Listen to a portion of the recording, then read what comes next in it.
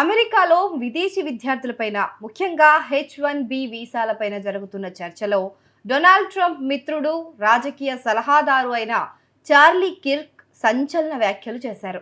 భారతీయులకు మరిన్ని వీసాలు ఇవ్వాల్సిన అవసరం అమెరికాకు లేనే లేదు అని ఆయన సోషల్ మీడియాలో పోస్ట్ చేశారు.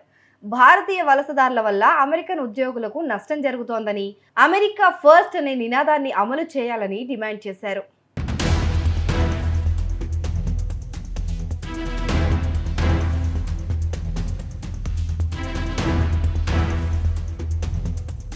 కిర్క్ వ్యాఖ్యలకు చాలా మంది మద్దతు కూడా తెలిపారు. ఒక యూజర్ మాట్లాడుతూ, నేను పనిచేసే కంపెనీలో ఎక్కువ మంది భారతీయులే ఉన్నారు. సీనియర్ ఎగ్జిక్యూటివ్లు, టీం మెంబర్లు 99% భారతీయులే. అది ఆగాలి అంటూ కామెంట్ పెట్టారు.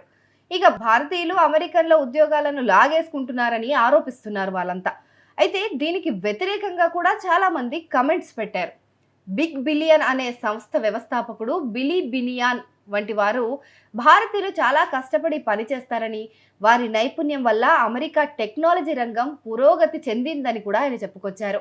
అలాగే తక్కువ జీతాల్లో కూడా భారతీయులే పనిచేస్తున్నారనేది కూడా గుర్తు చేశారు. ఇక చార్లీ కిర్క్ వ్యాఖ్యలు ఎంటైటిల్మెంట్ ధోరణిని సూచిస్తున్నాయని నిపుణులు అంటున్నారు. ప్రముఖ జర్నలిస్ట్ బిలీ బినియాన్ H1B వీసాలను రద్దు చేస్తే అమెరికాకే నష్టమని, గూగుల్, మైక్రోసాఫ్ట్, అమెజాన్ వంటి దిగ్గజ సంస్థలకు సుందర్ పిచాయ్, సత్య నాదెండ్ల వంటి భారతీయులే నాయకత్వం వహిస్తున్నారని గుర్తు చేశారు. భారతీయులు అమెరికాలో అత్యధిక తలసరి ఆదాయం కలిగిన వారిలో కూడా ఉన్నారని చెప్పుకొచ్చారు. అలాగే గ్రీన్ కార్డు కోసం భారతీయులు 100 సంవత్సరాలకు పైగా ఎదురు చూస్తున్నారనేది కూడా గుర్తు చేశారు. వారు సులువుగా అమెరికాలో అడుగు పెట్టలేదని, చాలా కష్టపడి అమెరికాలో జీవిస్తున్నారని బినియాన్ పేర్కొన్నారు.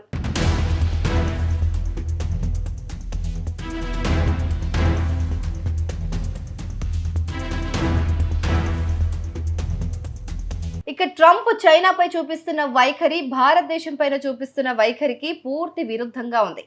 చైనాతో స్నేహంగా ఉండాలని 6 లక్షల మంది చైనా విద్యార్థులకు వీసాలు ఇస్తానని ట్రంప్ ప్రకటించారు.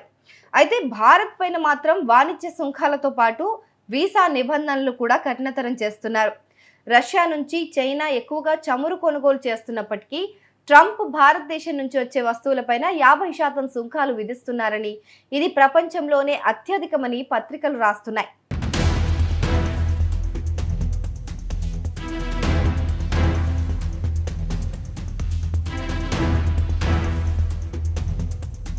మరోవైపు డొనాల్డ్ ట్రంప్ ప్రభుత్వం ఈ ఏడాది 6,000 మంది అంతర్జాతీయ విద్యార్థుల వీసాలను రద్దు చేసిన విషయం తెలిసిందే. వారిలో చాలా మంది భారతీయ విద్యార్థులే ఉన్నారు. కానీ చైనా విద్యార్థుల విషయంలో ట్రంప్ తన వైఖరిని మార్చుకున్నారు. 6 లక్షల మంది చైనా విద్యార్థులు ఇక్కడ యూనివర్సిటీలకు ప్రయోజనం చేకూరుస్తారు అంటూ ట్రంప్ అప్పట్లో పేర్కొన్నారు. ఈ వైఖరి పైన కూడా ఆయన సొంత మద్దతుదారుల నుంచి విమర్శలు తలెత్తాయి.